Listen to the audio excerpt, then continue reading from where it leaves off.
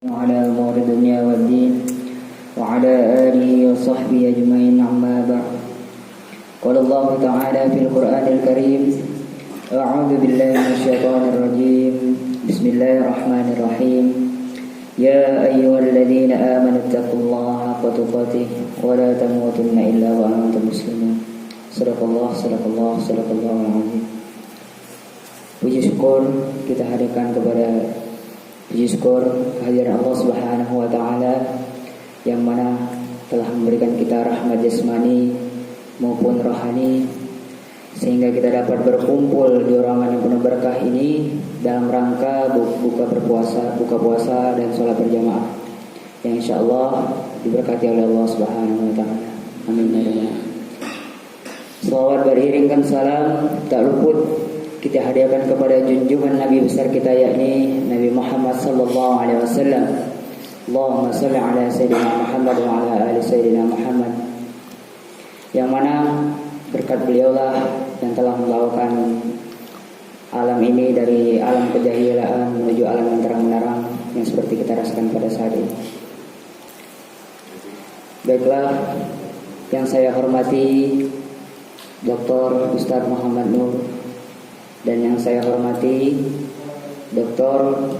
Ustaz Irwan Habibi dan yang saya hormati Ustaz Faris dan yang saya hormati Ustaz Akbar dan Ustaz Muiz dan yang saya sayangi dan saya cintai teman-teman sekalian seperjuangan yang insyaallah diberkahi oleh Allah Subhanahu wa taala. Amin ya rabbal alamin. Baiklah, duduknya saya di depan ini ingin saling menasihati kepada teman-teman sekalian, saling berbagi ilmu. Bukan berarti saya duduk di depan ini, bukan berarti saya udah sempurna, bukan berarti saya duduk di depan ini saya udah ilmunya banyak. Tetapi kita ingat kata ulama, jangan pernah lihat siapa yang ngomong, tapi lihat apa yang diomongkannya. Jadi saya di sini ingin saling menasihati, saling berbagi ilmu kepada teman-teman, saling sharing dan diskusi. Baiklah, di sini saya akan membawakan judul kultum saya atau ceramah saya yang berjudul keutamaan sholat. Teman-teman yang dirahmati oleh Allah Subhanahu wa taala, sholat dibandingkan dengan amalan yang lain itu kedudukannya paling atas. Sholat kata ulama adalah ra'su fi kulli amal. Salat adalah kepalanya seluruh amal ibadah. Jadi salat dibandingkan dengan amalan yang lain seperti zakat, puasa, haji itu kedudukannya paling atas. Kalau haji Allah cukup turun ayat, kalau zakat Allah cukup turun ayat, puasa Allah cukup turun ayat. Tapi kalau untuk salat 5 waktu Rasulullah SAW diangkat langsung menemui Allah Subhanahu wa taala. Yang mana kita tahu dan ceritanya sangat masyhur Isra Mi'raj. Dulu sholat kita itu 55 waktu, yang dimana setelah Nabi Muhammad turun ke langit ke-7 bertemu Nabi Ibrahim. Apa kata Nabi Ibrahim? Wahai Muhammad, berapa sholat yang kau diperintahkan oleh Allah? Kata Nabi Muhammad 55. Baliklah engkau menuju Allah, mintalah kurangan.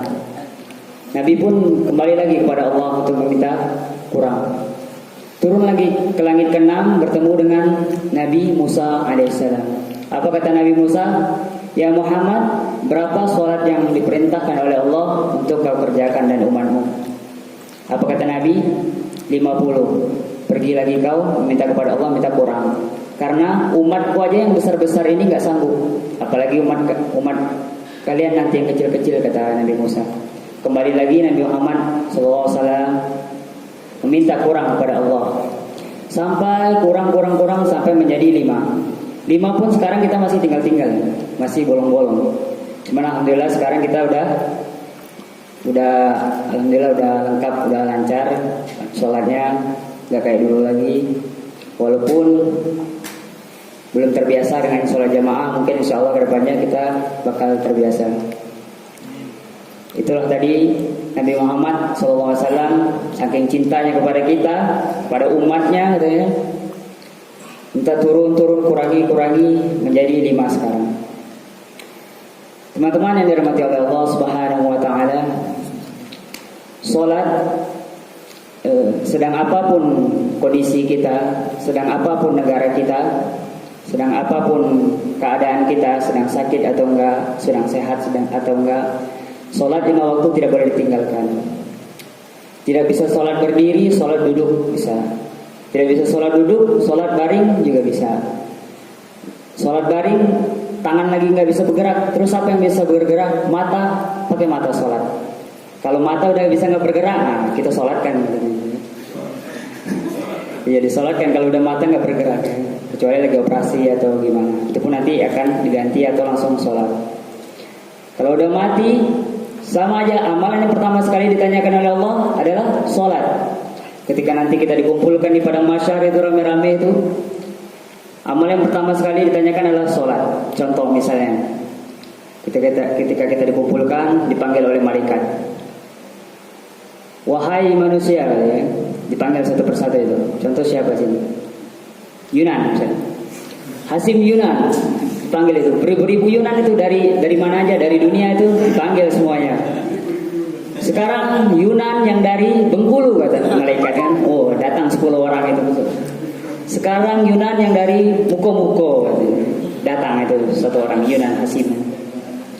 Sekali ditanya kan, wahai Yunan, mana sholatmu? Kata malaikat. Terus sekali buka sholatnya, Masya Allah, ternyata antum rajin isya, rajin subuh, rajin tahajud, masuk.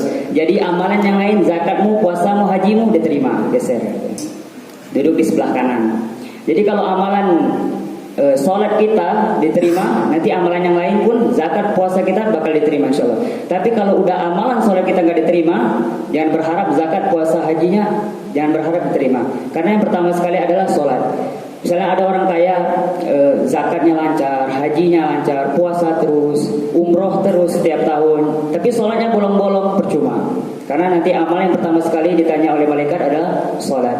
Karena sholat adalah ra'su fi kulli amal. Sholat adalah kepalanya seluruh amal ibadah. Terus dipanggil lagi, contohnya siapa?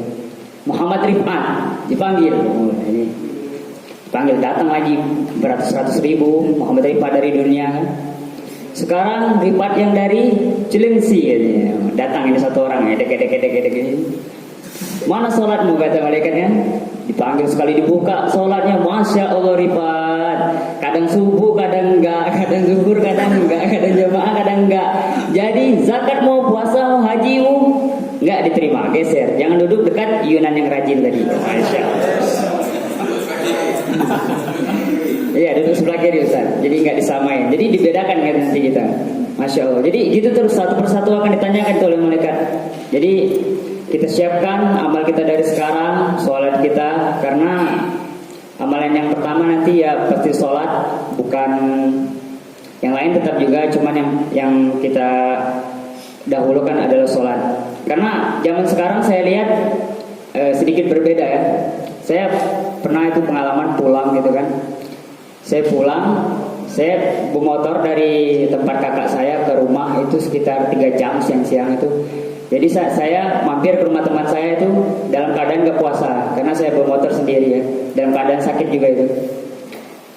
Jadi kalau di kampung itu ini Ustaz, jadi puasa tuh kayak derajatnya lebih tinggi dari sholat gitu Ustaz. Antum puasa bang? Enggak, aneh enggak puasa, aneh dari perjalanan. Wah parah antum enggak puasa ini katanya. Padahal dia enggak tahu sholat itu padahal lebih penting dari puasa ya Ustaz ya. Antum udah sholat zuhur? Belum. Subuh tadi sholat? Belum. Jadi katanya puasa itu lebih tinggi derajatnya Ustaz. Jadi wah antum ini enggak puasa, parah ini katanya kan. Puasa dong katanya. Jadi seolah-olah puasa itu derajatnya lebih tinggi daripada sholat. Padahal kita tahu kan bahwasanya sholat itu sangat penting, walaupun sangat ini ya di mata masyarakat kayak sangat diremehkan gitu kan. Jadi pesan saya pribadi kepada teman-teman semuanya, bersama-sama kita jaga sholat kita, jangan sampai kita terlena dengan duniawi.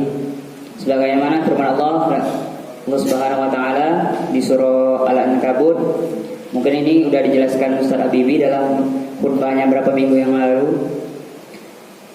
Kata Allah Subhanahu wa taala, utlu ma uhiya ilaika minal kitab wa aqimis shalah inna sholata tanha 'anil fahsya'i wal munkar wa la dzikrullahi akbar wallahu ya'lamu ma tasna'un.